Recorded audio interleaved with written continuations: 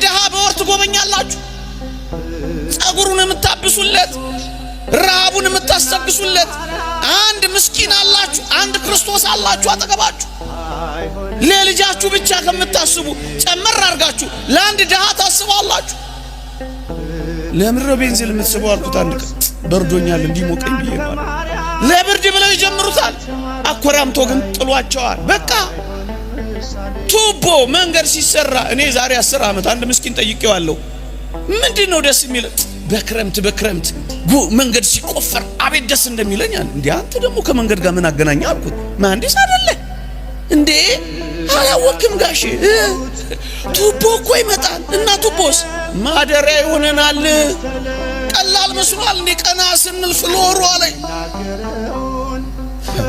ከላይ ዶፍ ከስር ጎርፍ እየወረደበት ነው ለካ የሚሞተው። ቱቦ ሲቀመጥ ግን ትንሽ ቀን እናገኛለን፣ ክረምቱን እናልፋለን አለ። አንተ ግን ብዙ ሰርቪስ ቤት ድር ያደራው አለ። ረግፍ ነው። አንድ ደሃ ምትጎበኝ በቃ ብዙ እኮ አይደለም ጥቂት። እንደው የእውነት ማውገዜ አይደለም፣ ፍርደኛ መሆኔ አይደለም።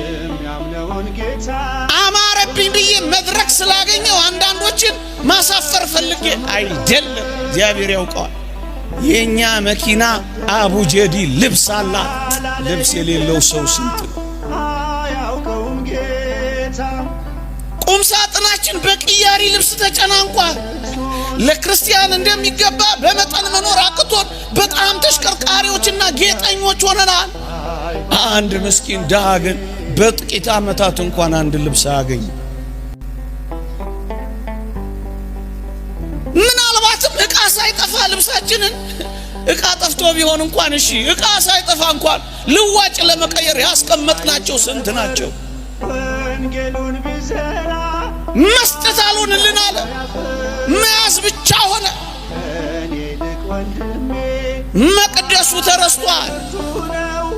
ደሃው ፀሐይና ብርድ ይፈራረቅበታል። እኛ ሞዴል ብራንድ ይፈራረቅ። ሰው ብርድ ልብስ አጥቷል፣ እኛ በብራንድ ተጨናንቀናል። ደሃው አልተረሳም፣ መቅደሱ አልተረሳም፣ ምስኪኑ አልተተወም።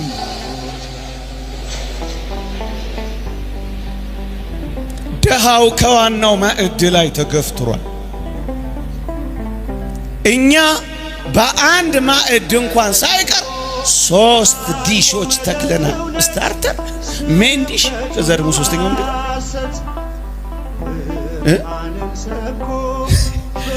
ስታርተር ይባላል። የሆነ ነገር ይበላል። ከዛስ ሜን ዲሽ ይመጣል። ከዛስ ዴዘርት ይባላል። ዲዛስተር ነው። ዴዘርት ነው። ዲዘርት ነው። 3 ቀን አይበላ። እኛ በአንድ ዲሽ 3 ምግብ አትብሉ እያልኩ እኮ አይደለም። ምን አለ አንዱን ለድሃው ብትሰጡት እኮ። የት አለች ወንጌል? የት አለች ክርስትና? የት አለ ድሃውን ማሰብ? የት አለ ምስኪኑን ማሰብ? ምእመናን አንድ ሊቅ ይላል፣ ክርስቶስ በረሃብ ምክንያት በሞት ከተቃረበ ይላል፣ በጌጣጌጥ ያሸበረቀው ማንነት ላንተ ምንድነው ይላል። ክርስቶስ እኮ በረሃብ ምክንያት ለሞት ተቃርቧል። ያውም በዚህ ዘመን ኑሮ በአስቸጋሪ ሁኔታ በተወደደበት ምን በላ ምን ጠጣ ያለ ሰው በሚያስብበት እንኳን ያለው እንኳን የሌለው ያለው እንኳን እንዴት ቀን እንደሚገፋ በተጨነቀበት ኑሮ አስማትና ተአምር በሆነበት በጸጋ ስጦታው ራሱን ከካበ ዙሩን ማክረር እንጂ ማቅለል ለዓለማችን ባልሆነበት በዚህ ዘመን እንደ ክርስቲያኖች ሊተሳሰብ የሚገባ ይኖር ይሆን? ብዙዎች ተስፋ እየቆረጡ በጣም ብዙዎች ተስፋ እየቆረጡ ታዲያ የረሳናቸው እንተዋወሳ። የዚህ ትምህርት ዓላማ እሱ ብቻ ሌላ አይደለም። እንድንጎራረስ በጥንቷ ቤተክርስቲያን ታሪክ ልንገራችሁ። በዕለተ ሰንበት ሁሉ ጊዜ የገንዘብ ማዋጣት ይደረግ ነበር በዕለተ ሰንበት። ከዚያስ ለድሆች ይከፋፈል ነበር።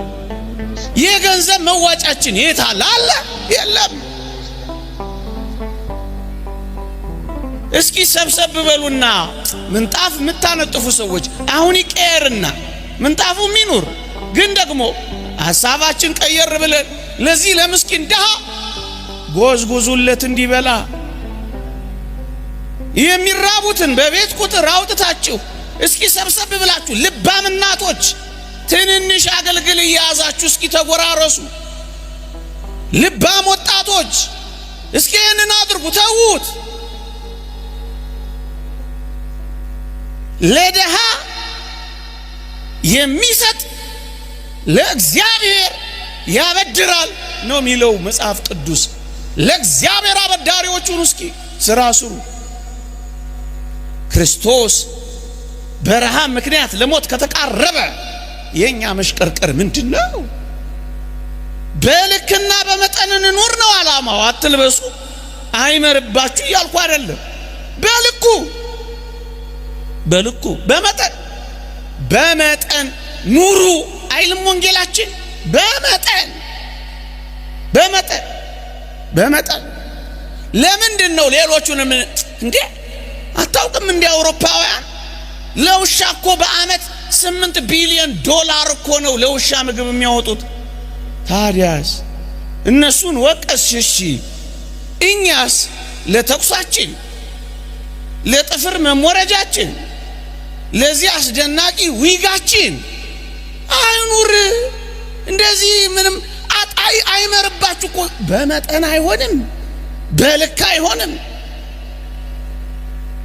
እግዚአብሔር ይወደዋል ይሄን ያህል ብዙ ሰውነታችንና አካላችን ላይ ኢንቨስት ማድረግ፣ ትልቅ ፋብሪካ መገንባት እስኪመስል ድረስ።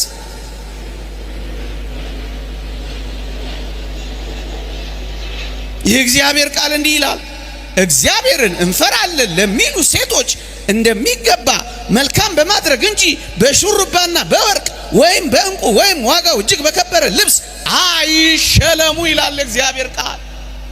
አመት አንድ ቀን ጥጋበኞች መፍጠር አይደለም፣ ሰካራም መፍጠር አይደለም መሆን ያለበት።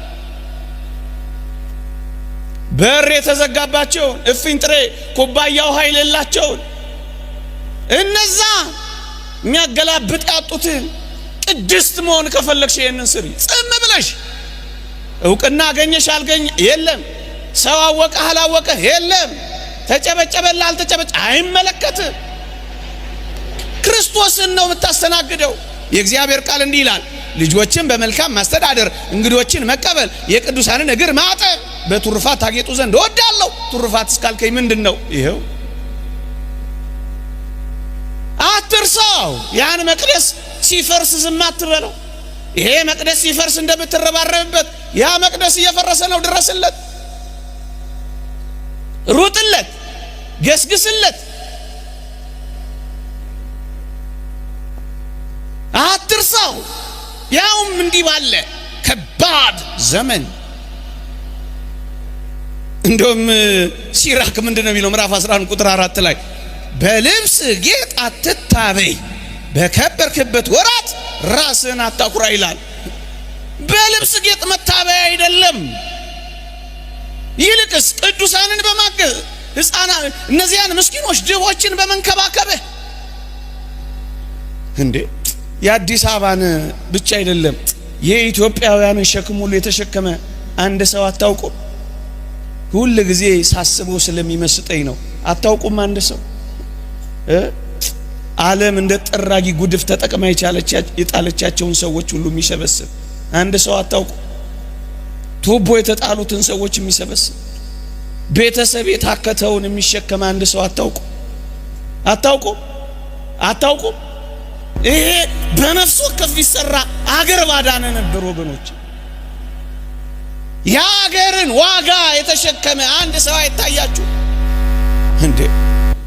ባይቀረጽ ደስ ይለኝ ነበር። ይሄ መቆም አይችልም፣ ብዙዎችን ግን ያቆማል። አይቻል። መቀመጥ አይችልም፣ ብዙዎችን ግን ከወደቁበት አንስቷል። መብላት አይችልም፣ ብዙዎችን ግን ረሃባቸውን አጥግቧል። ወንጌል ይላል ይሄ ነው። በቃ እየቀለጠ የሚያበራ ወንጌል ይላል ይሄ ነው። እያካፈለ አይደለም፣ የሌለውን እንኳን የሚሰጥ ወንጌል ይልሃል ይሄ ነው። ይሄን ኑርበት ጥቂት ሊለምኑን አይገባም። ለምን ልንሰጣቸው ነበር የሚገባው